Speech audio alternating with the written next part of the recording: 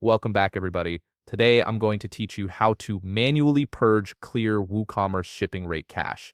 This is particularly useful when you've updated your shipping methods or rates and want to ensure customers see the most current information without any cache delays. Let's walk through this together. First, open a browser and head to WordPress.com. Once you're there, you'll need to log into your account if you haven't already. Make sure you're using the credentials associated with your WooCommerce store, as you'll need administrative access to reach the system status area where we'll be working. After logging in, direct your attention to the left navigation menu. Here, you'll find a range of options for managing your WordPress site. Look for WooCommerce and click on it. This will expand to reveal additional options specifically related to your WooCommerce setup. From these expanded options, click on Status. This is where WordPress houses all the diagnostic and maintenance tools you'll need for keeping your store running smoothly. You'll now be on the WooCommerce system status page. This page gives you an overview of your store's health and performance metrics. Look at the top part of your screen where you'll see 4 option tabs. These tabs organize different aspects of system management.